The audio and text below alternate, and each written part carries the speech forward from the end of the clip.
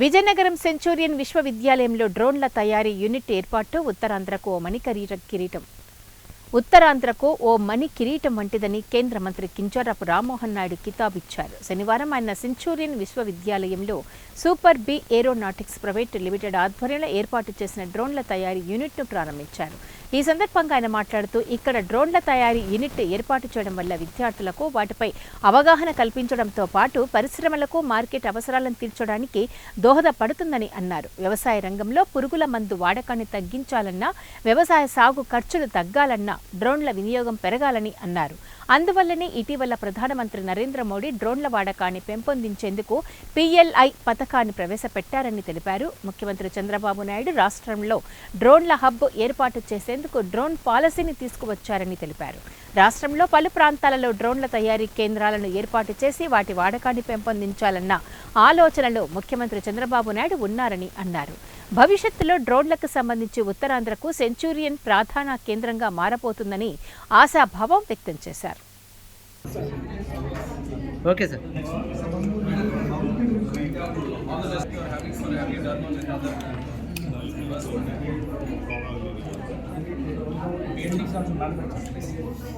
మనకి భోగాపురం ఎయిర్పోర్ట్ మరొక 16-17 మంత్స్లో మనం పూర్తి చేయబోతున్నాం. ఎయిర్పోర్ట్ ప్రారంభమయ్యేసరికి ఇక్కడ నుంచి మనకి ఎగ్జిస్టింగ్ విశాఖపట్నం ఎయిర్పోర్ట్ నుంచి ఏ కనెక్టివిటీ అయిందో దానికంటే 10% ఎక్కువ కనెక్టివిటీతోనే మొదలు పెట్టాలనే ఆలోచనతో ప్రయత్నం చేస్తున్నాం.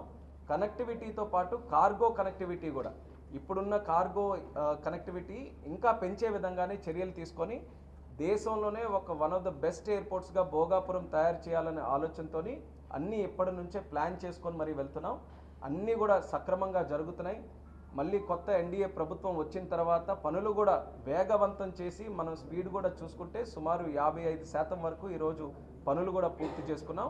మరొక సంవత్సరం 16 నెలల్లో పూర్తిగా అన్ని పనులు కూడా చేసుకొని ప్రారంభోత్సవం చేయాలనే లక్ష్యంతో మేము ముందుకెళ్తున్నాం. ఖచ్చితంగా అది అన్ని విధాలుగా కూడా ఏ విషయాన్ని కూడా వెనక్కి పెట్టుకుని ఇంకో అడ్వాంటేజ్గా ఏంటంటే చంద్రబాబు నాయుడు గారు కనెక్టివిటీ పెంచమన్నారు, అలాగే కార్గోని పెంచమన్నారు. వీటితో పాటు ఒక స్పెషల్గా ఏంటంటే ఏవియేషన్ యూనివర్సిటీ కూడా ఇక్కడ ఏర్పాటు చేయమన్నారు.